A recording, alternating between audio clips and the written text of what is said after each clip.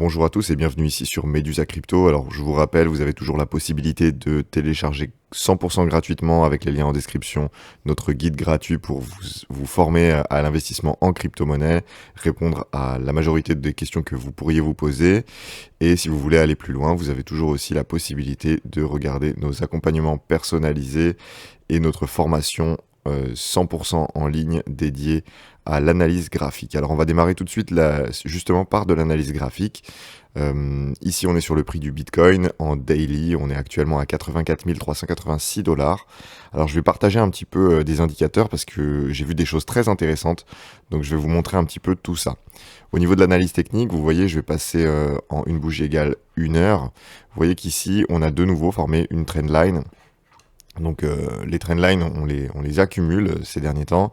Donc ici, on a pris un certain nombre de points d'appui.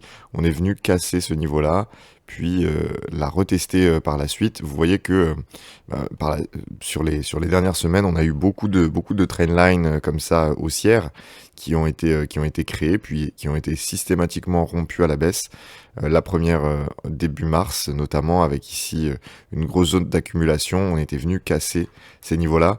Il faut savoir que ces niveaux que vous voyez ici, donc que je vais matérialiser juste là et juste là, ça devient, donc c'est ce qu'on appelle des MSB, Market Structure Break, où on vient casser la dynamique, donc cette dynamique qui était haussière, où on faisait des sommets et des creux de plus en plus haut. Et vous voyez qu'on vient la casser. Et ces niveaux-là sont des niveaux de retournement par la suite. Ok, donc ici, ça a typiquement été un niveau de résistance. Vous avez eu ici justement un travail de cette zone, puis on est venu chercher au-dessus juste pour distribuer et faire la même chose, repartir à la baisse. Vous avez eu justement ce market structure break avec ici un niveau de retest pour justement refermer les ordres vendeurs que la smart money avait ouvert à ce moment-là. Donc vous avez eu ici une fermeture d'ordre. On est venu retourner à la baisse. Ici, vous avez eu justement de nouveau un market structure break avec ici un retour sur cette zone d'intérêt. Donc j'en parlais dans mes précédentes vidéos de cette fameuse zone d'intérêt, globalement entre 71 et 75 000 $. J'avais précisé ici qu'il y avait de bonnes chances qu'on reteste ces niveaux-là. Je vous en reparlais dans les vidéos. Donc effectivement, on est venu retravailler cette zone-là. Ici, on n'est pas venu chercher beaucoup plus bas. C'est assez logique. Ici, on avait énormément d'ordres. J'en veux ici pour preuve les liquidations. Vous aviez énormément de liquidations ici entre 72 et 73 000 $. Idem au niveau des 64 000 $. Ce qui veut dire qu'ici, vous aviez aussi beaucoup de personnes qui voulaient se positionner. C'est des niveaux qui avaient été identifiés par beaucoup de monde. Je voyais sur YouTube, tout le monde parlait de cette zone des 72 000 $, qui était la zone du précédent ATH, et également la zone de l'ATH de 2021, qui avait été franchie ici en mars 2024. Donc ici, la zone des 73 500 $.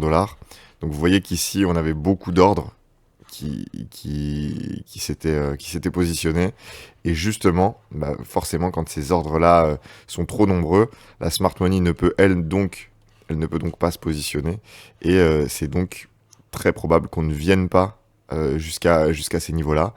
Et si on l'atteint, c'est pour aller beaucoup plus bas, d'accord ? Globalement, vous savez, on en parle suffisamment dans la chaîne, mais il faut faire l'inverse de ce que fait la foule. Ok, donc ici, on est venu de nouveau retravailler ce market structure break, ici, et on est venu là, pour une fois, se retourner. Vous voyez, ici, on est en train de franchir ce niveau et de reprendre appui et repartir à la hausse. Ça, c'est très bon signe, d'accord ? C'est très bon signe pour les boules, parce que si vous êtes vendeur et que vous shortez le marché, c'est mauvais signe pour vous. Ici, c'est le signe qu'on est en train de faire un market structure shift. Donc ici, on a un market structure shift. Donc on est en train de retourner le marché et on est en train de faire un dernier appui justement sur cette longue trendline que vous voyez ici.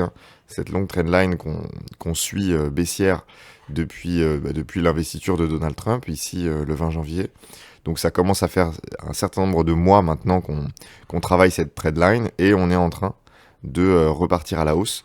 Donc ici, si vous regardez les liquidités, je vous les affiche juste là, les liquidités à court terme au moins, vous avez ici les lignes horizontales rouges sont les niveaux évidents de liquidation, donc les points bas des structures, et vous voyez qu'à chaque fois, on est venu liquider tous ces niveaux rouges, ok.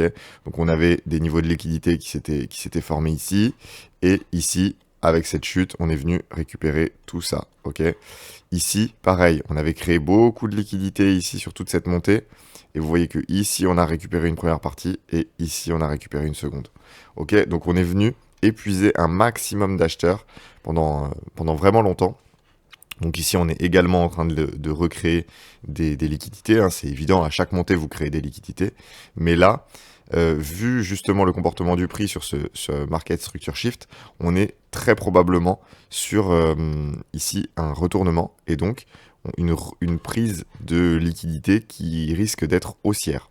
D'accord? Donc à court terme, on a de bonnes chances de venir récupérer ce fameux market structure break également, hein. Vous voyez qu'on en avait eu ici un certain nombre, mais vous aviez eu le principal, hein, qui nous avait fait rentrer justement dans cette tendance baissière, parce que jusqu'ici, on était dans ce range. Donc si ici je vous mets en 4 heures, vous voyez qu'ici, on était dans un grand range, juste là, hop. Et ici, on était venu justement inverser la tendance et partir réellement dans une tendance baissière. Ok? Donc ici, ce niveau-là, il est extrêmement important. Donc ici, c'est très probable de venir voir justement le prix retrouver ces niveaux-là. Alors à ce moment-là, il faudra justement être vigilant parce que c'est possible qu'on ait justement quelque chose qu'on a pu avoir justement par le passé, juste là, hein. Ici, on avait eu des market structure break et on était venu chercher pour ensuite se retourner, d'accord? Donc c'est possible qu'ici, on ait un comportement du prix dans les prochains jours et les prochaines semaines qui arrive ici, et il faudra être vigilant, parce que si vous avez ça, bah ici, ça veut donc dire qu'on est venu justement reprendre de la contrepartie acheteuse pour de nouveau retourner le prix. D'accord? Donc ça, il faudra être très vigilant. Mais à court terme, voir le prix sur les 97 000 $, c'est absolument pas improbable. D'accord? C'est même relativement très probable. Vous avez justement ici, si vous regardez les volumes profile, donc ici, c'est justement les volumes d'exécution, mais au lieu de les avoir par journée, vous les avez par niveau de prix ici, et ça vous indique des résistances évidentes. Donc ici, on est pile poil justement sur la VAL, donc le niveau bas de cette tranche de volume profile, hein. Donc ça veut dire que 70% du volume profile est exécuté entre cette VAH ici et cette VAL ici. Donc c'est un niveau qui est intéressant, mais ici, c'est le plus important des niveaux donnés par le volume profile, c'est justement le point of control. Donc ici, justement, on a tout un chapitre dédié à ça dans la formation sur l'analyse graphique. Ici, ce point of control, il est justement situé sur notre market structure break. Ici, donc, on a de bonnes chances de venir retrouver ces niveaux-là et de venir liquider tous les vendeurs qui se sont positionnés avec des stops justement sur ces barres vertes. Ok? Donc tout ça, il y a de bonnes chances qu'on vienne les récupérer. Et ici, à relativement court terme, d'autant que les prix peuvent être relativement algorithmés, puisque si je repars ici sur le calendrier économique, vous avez ici des semaines qui vont être assez calmes. Donc vous avez des événements qui sont intéressants à surveiller, notamment jeudi, l'inscription au chômage aux US, qu'il faudra regarder, voir si justement le marché n'est pas en train si l'économie américaine n'est pas en train de ralentir. Idem ici, mercredi soir à 19h15, on a un discours de Jérôme Powell. Donc c'est pas suite à une réunion du FOMC, donc il faut pas s'attendre à des miracles, mais on pourrait avoir déjà des déclarations, etc., qui vont dans le sens de ce qu'on a pu avoir ce week-end avec justement un Jérôme Powell qui commence à dire que s'il y a besoin, la Réserve fédérale américaine est bien présente. Donc justement, on va faire un petit tour sur nos indicateurs préférés. Ici, au niveau des ETF Bitcoin, on a une journée du 11 avril qui a été assez calme. Donc pas de sortie, pas d'entrée, globalement on est resté assez neutre, donc il faudra surveiller ça. On a eu beaucoup de sorties sur les mois précédents, hein, c'est logique, on avait beaucoup de ventes sur le S&P 500, donc vous avez beaucoup de personnes qui se sont écartées du marché. Et évidemment, quand elles s'écartent du marché américain, elles vendent leurs ETF S&P 500, mais elles vendent également leurs ETF Bitcoin pour se protéger. Ça reste logique. Ici, au niveau des profits et des pertes réalisées, on n'a pas eu de profits réalisés ni de pertes réalisées sur la grosse phase baissière, on n'a pas eu de capitulation, donc on était dans un état relativement d'attentisme. Bon, ça paraît assez logique, on n'a pas atteint des niveaux vraiment de capitulation, que beaucoup de personnes attendaient, hein, y compris moi, hein, je les attendais à ce moment-là. À ce moment-là, je pensais qu'on allait aller plus bas. J'avais commencé à re-rentrer des petites lignes d'achat ici, et justement sur cette deuxième jambe baissière, juste là, en voyant le prix se comporter très bien et ne pas venir plus bas. J'ai commencé à reprendre un petit peu plus de position. Et ici, je reprends justement plus de position parce que j'estime que justement ici, on a de bonnes chances de venir récupérer juste là. Donc ici, ce sera un niveau de prise de profit évident. Donc il faudra prendre des profits. Combien? Il faudra justement le regarder en fonction des indicateurs qu'on aura à ce moment-là. Mais c'est évidemment un niveau de prise de profit. Au niveau du prix réalisé par les holders de court terme, vous voyez qu'ici on est globalement en train de refaire ce qu'on avait pu faire juste là, avec ici une bascule sous ce prix réalisé par les holders de court terme. Donc ici, il faudra voir si on était plutôt ici et qu'on va venir juste retester ce niveau-là. Vous voyez qu'on a une confluence, hein. Ce niveau de prix, il est à 92 700 $. 92 700, c'est juste là. Ok. Donc ici, vous avez globalement une indication que le prix réalisé, il est probablement vers là et que c'est très probable qu'on revienne à minima le récupérer. Donc peut-être pour redescendre et puis par la suite pour remonter, ou alors vraiment pour le franchir fortement à la hausse, comme on a pu avoir justement ici en septembre 2024. Ici au niveau du cycle, bon, au niveau du halving, donc on est relativement bas hein, par rapport au cycle précédent. Au niveau du bottom, par contre, on est un peu bas également, hein, on est sur le cycle le plus bas pour le moment. Mais vous voyez qu'ici, on est en train de suivre globalement les deux courbes, que ce soit 2020, 2021 et 2017. Et ici, si on a effectivement l'impression monétaire donc, de Jérôme Powell qui s'accentue, on pourrait venir rattraper ces deux cycles-là et repartir un peu plus fortement à la hausse. Donc je vais refaire un point rapide justement sur la liquidité. Ici, vous avez justement les indicateurs que vous pouvez suivre sur TradingView, qui sont ici. Alors, la M2 Global Liquidity et le Liquidity Index juste là. Ok. Donc ici, si je dézoome, vous avez deux types de courbes. Vous avez cette courbe ici qui vous indique vraiment la totalité de la liquidité disponible, des dollars vraiment en circulation disponible. Donc vous êtes en train de faire de nouveau de plus en plus haut. Je dis vous, c'est plutôt nous, hein. On est en train de faire des nouveaux plus hauts sur cet indicateur qui nous dit qu'on a de plus en plus de cash qui est disponible par les 21 banques centrales dans le monde. Donc ici, c'est très fort probable que justement cette liquidité ici qui s'est accumulée, hein, qui s'est accumulée mais qui ne s'est pas déversée sur les marchés, puisque vous avez eu justement depuis globalement début janvier des phases de correction. Lorsqu'elle réintégrera les marchés financiers, il est fort probable que justement on ait un retour, un rappel et qu'on parte réellement à la hausse. Ok, vous avez cette courbe-là qui est un petit peu moins belle de la liquidité qui baisse, mais elle est un peu moins belle parce qu'elle est agrégée par de nombreux indicateurs et des indicateurs qui nous intéressent pas forcément, ou à minima qui nous intéressent pas, mais qui vont dans l'autre sens. Typiquement, le TGA, ici, donc le compte bancaire de la Fed, j'en parlais donc dans ma vidéo. Ici, on veut que cette courbe baisse, parce que cette courbe, justement, c'est le compte bancaire de la Fed. Si ça augmente, ça veut dire que la Fed a plus d'argent, et quand il baisse, ça veut dire que la Fed investit l'argent de son compte en banque direction les marchés, d'accord? Donc, direction les institutions financières qui, elles, vont sur les marchés, d'accord? Donc ici, on veut voir cette courbe se retourner. C'est possible qu'ici, justement, on soit sur des niveaux exactement comme là, d'accord? Et donc ici, on pourrait avoir justement un retour baissier. Donc ça, c'est par exemple un premier indicateur, mais vous avez également ici le reverse repo. Le reverse repo, c'est justement également une courbe qui, quand elle descend, n'est pas bon signe. Ça veut dire que ici, cette courbe, quand elle descend, ça veut dire que les institutions financières, typiquement les banques, les hedge funds, etc., vont prêter leur argent à la Fed contre rémunération. Donc plus cette courbe baisse, plus ça veut dire que les banques se dérisquent du marché et qu'elles sortent du marché. Donc ici, quand ça remonte, ça veut dire qu'elles re-rentrent sur le marché. Et vous voyez que généralement, c'est positif pour le Bitcoin et pour les marchés à risque. Donc ici, la courbe est en train de monter, elle est en train de stagner, mais elle ne peut pas stagner plus que ce niveau, ce niveau de 0, en fait, que vous voyez juste ici sur l'échelle de gauche. Donc ici, quand on est quasiment à 0, bah justement, typiquement, c'est plutôt bon signe. Vous voyez qu'ici, on avait un potentiel retournement, et finalement, on est reparti à la hausse. Ça veut dire que ici, les banques et les hedge funds restent sur les marchés.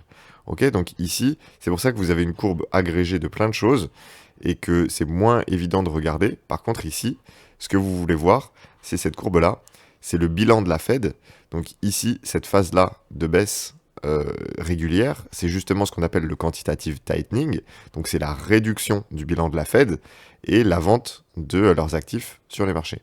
Donc ici, ce qu'on veut voir, c'est une stabilisation et un redémarrage. Ok, c'est ce qu'on avait eu justement ici en 2020, en 2021 et qui nous avait beaucoup aidé. D'accord. Donc on avait eu cette première phase du cycle où globalement entre mars 2020 et juin 2020, on avait imprimé vraiment à tort et à travers énormément d'argent. Mais à partir ici de juillet jusqu'à mars 2022, on avait continué à augmenter ce bilan de la Fed, continué à imprimer des billets, à acheter des actifs, etc. Donc ici, c'est probablement ce qu'on aura, hein. On n'aura peut-être pas ici une impression aussi forte. En tout cas, il faudra surveiller ça. Mais ici, cette phase d'augmentation, bah, vous voyez qu'elle a beaucoup plu au marché. Et cette phase d'augmentation globale et constante des liquidités a permis globalement de faire monter le prix très fortement sur le cycle de 2020-2021. Et c'est pour ça que c'est ce que je vous dis sur ce cycle. C'est ce qu'on attend. On a 3 catalyseurs de cycle, hein, je vous rappelle. On a les retail, on a les personnes qui sont déjà investies sur les marchés. Vous avez ici justement les personnes qui sont déjà investies sur les marchés. Vous pouvez voir ici leur niveau d'exposition à partir de l'USDT dominance. Donc ici, on avait fait une forte baisse qui avait fait le premier catalyseur de notre bull run. Ici, la deuxième qui avait fait justement notre top à 110 000 $ avec l'élection de Donald Trump. Et ici, bah, vous voyez que globalement, on a eu beaucoup de ventes. Les personnes qui sont déjà sur le marché ont préféré vendre leurs cryptos pour récupérer des stablecoins. Et donc ici, on pourrait avoir une autre vague haussière qui serait, elle, de nouveau corrélée avec justement une entrée de retail. Les retail qui ne sont pas là, puisque ici, si vous regardez les recherches crypto sur Google, bah, vous avez absolument aucune recherche. Donc, il faudra surveiller ça. Typiquement, au niveau du Fear and Greed Index, on est toujours dans la peur. On est en train de repasser neutre. Ça peut être un bon signe après justement des longues phases de peur. Repasser dans la peur, repasser dans le neutre, ça peut être intéressant justement pour retourner le prix. Vous voyez qu'ici, c'est ce qu'on avait eu besoin de faire. Ça avait été bon signe pour repartir à la hausse. Donc ici, je vais vous parler également de la macroéconomie. Au niveau de l'inflation, on reste à 1,49%, donc on est très faible, mais l'inflation ne baisse pas trop vite. C'est aussi un danger, hein. Il faut que ça baisse, mais il faut que ça baisse pas trop vite. C'est assez précis. Mais justement, ici, à 1,49%, c'est très positif. Ça veut dire que ici, on est censé avoir, pour la réunion du 13 mai, on est censé avoir justement une inflation qui sera affichée au CPI aux alentours des 2%, et ça c'est très très positif. Ça peut nous dire que la Fed justement va accélérer ses baisses de taux, qui sont pour le moment de 4 baisses de taux jusqu'à la fin de l'année, avec justement une baisse de taux probable pour la réunion du 18 juin, d'accord ? Donc il faudra surveiller ça. Je vais m'arrêter là pour cette vidéo. J'espère que vous avez aimé. Si c'est le cas, n'hésitez pas à vous abonner, etc. Vous avez tous les liens en description pour justement vous former à l'analyse graphique, hein, toute cette analyse qu'on a fait sur cette partie-là, qui m'a permis justement de me protéger pendant les phases de baisse, qui m'a permis également de me réexposer récemment. Justement, ça, c'est des choses qu'on aborde dans la formation. Si vous avez envie d'une vidéo un peu plus dédiée sur les altcoins, hein, parce que moi, justement, sur cette phase où je me réexpose à 100% sur les altcoins. Donc, si vous êtes intéressé, n'hésitez pas. Je vous remercie, à bientôt.